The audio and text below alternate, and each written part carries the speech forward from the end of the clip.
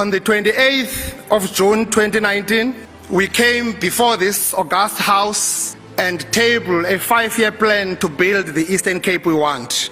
Today, we are back here to provide a report on how far we have progressed to fulfill our electoral mandate. But already, the Eastern Cape has turned the corner into a positive socio-economic trajectory in the past 5 years.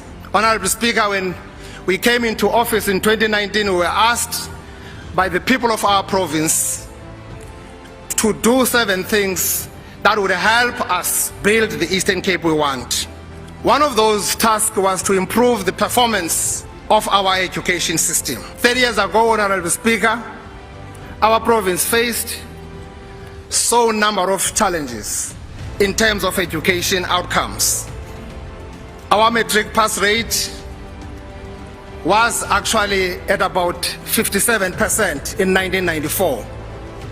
In response to this challenge, this problem, the successive administration have focused on improving our education outcomes by ensuring conducive learning and teaching environment in our schools.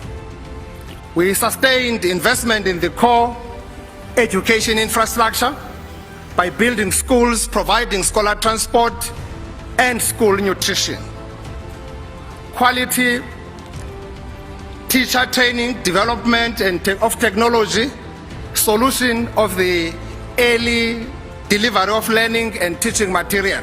As a testament to the success of these efforts, the matric pass rate in the Eastern Cape has been on a rapid increase since 2019.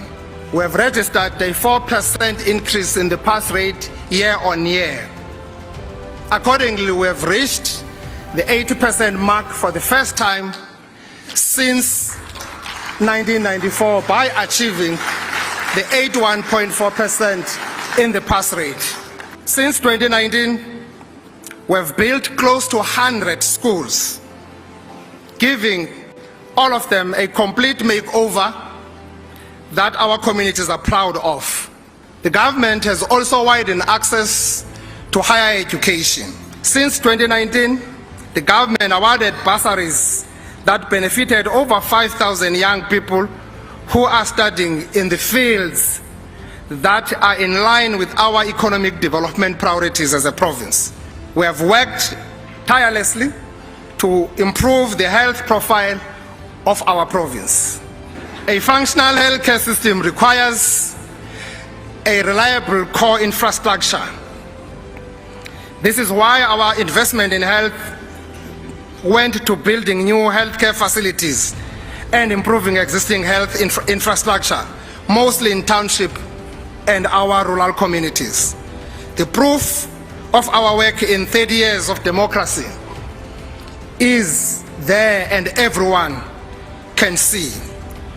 We built new Cecilia Makiwane, the 1.2 billion. This government did that here in Buffalo City. Saka is paid to get 600 million. Payenda Bangul, Alfred Nzo. Abantu basematatiele, bayayazi basinayo pha iGutsong TB Hospital nayo esiyakhe nge-600 million esematatiele. Abahlali basembongweni embizana ilali eyasiphathela umama uWinnie Madikizela Mandela nabo phaya sibakhele iMeje Community Health Center iMeja Sodolo. Sifikile napha isiphaqeni sakha iFlagstaff Community Health Care. Xa sisithi sinenkqubela phambili ekwakheni iMpuma Kapa esifunayo, sithetha ngalo msebenzi onjengalona.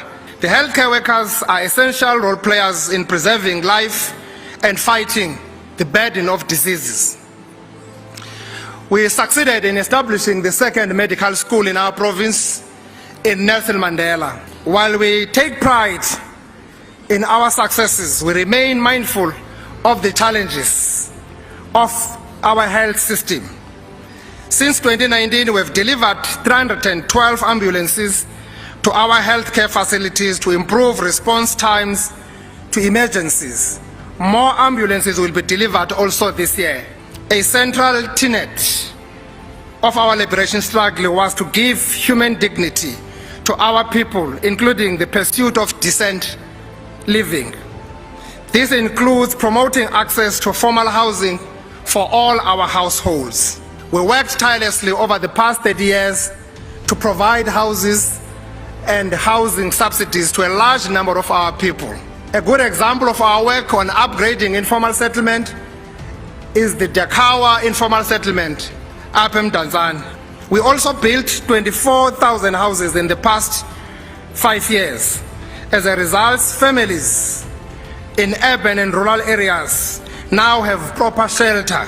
We are doubling our effort to defeat the scourge of gender-based violence and femicide-related crimes. Similarly, we are not taking lightly the violence and discrimination against the LGBTQIA+ community. To combat the scourge of stock theft, we will be rolling out the livestock identification traceability system in villages and farms that are prone to stock theft. Lomcimbi, where crime and corruption, we're confronting that, and we are prepared to deal with that. While the level of malnutrition remains high, there has been a drop in the fatality rate due to severe acute malnutrition. We have also supplied more than 100,000 families with food production inputs to build household capacity to produce food. Sinegadi, sinemihlaba, noko indlala zange sive ibabazwa apha ekwindla. In the past 3 years, the Eastern Cape economy recovered to pre-COVID-19 pandemic growth levels. Our GDP was 362 billion in 2019. It took a knock in 2020-2021 due to COVID-19, but recovered to 365 billion. The unemployment rate in the Eastern Cape has been on a consistent decline from 45.8% in the third quarter of 2020 to 38.8% in the third quarter of 2023. Together with our private sector partners, we created 246,000 permanent jobs for our people in the same period. In addition, government created more than 400,000 work opportunities through the expanded public works programs. The investors we have attracted injected a combined 173 billion into our provincial economy to open new business operations and expansions of existing operations. This means business will continue to hire more people and invest more money into our economy. The strength of the provincial economy rests in the manufacturing sector. This does not discount the potential of other sectors as growth fronts for the future. We identified agriculture as a potential growth sector, and we have been proven right. The first good news we wish to share about the agriculture sector is that it created 38,600 jobs in the past 4 years. It has been our goal, Honorable Speaker, to create a new cohort of black commercial farmers, but we face the challenge of lack of productive land. Honorable Speaker, we do not allocate farms to our people and fold arms afterwards. We support farmers, and I would want to see that work continuing, led by our Department of Agriculture and Agrarian Reform. In the past 5 years, the government completed a total of 905 agricultural infrastructure projects, which include fencing of productive land, stock water systems, dipping tanks, stock handling facilities, and sharing shares. These projects supported 33,700 smallholder farmers and created 4,900 more jobs. We have gone big on providing farmers with animals to improve the quality of livestock. More than 1,400 livestock, which includes cows, sheep, and goats, were delivered to our communities, benefiting 163 livestock enterprises. This year, we plan to distribute about 800 various breeds of livestock to farms owned by youth, women, and persons with disabilities.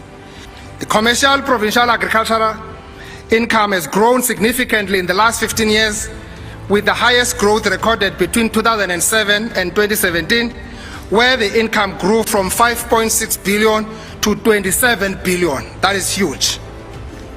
Because of our investment in building sharing sheds in communal areas, wool production in areas such as Idutwa doubled from 2 million tons in 2004 to 5.5 million tons in 2021. Our support for citrus farmers has led to an increase in the total value of citrus exported from the province from 4.1 billion in 2021 to 4.7 billion in 2022. Like other sectors of our economy, our tourism and hospitality sector was hit hard by the COVID-19 pandemic because people could not travel. That affected tourism establishment and their employees immensely. The government stepped up to the plate by offering relief packages which benefited 484 tourism businesses. The good news now is that we are bringing much more improvement in the hospitality sector, and we have seen a lot of growth, significant growth.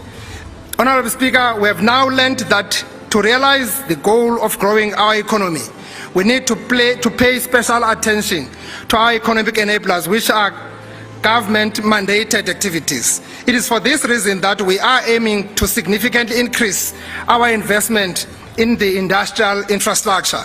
This infrastructure combines road networks, rail, ports, energy, water systems, telecommunication, and innovation capacities. Whichever direction you enter the province, you can see that the province is hard at work in improving our provincial and the national road network.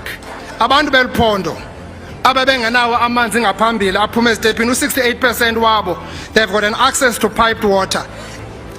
Somlomo obekekileyo, sinenkqubela phambili ethungelanayo ekwakheni iphondo leMpuma Kapa ibe liphondo esilifunayo.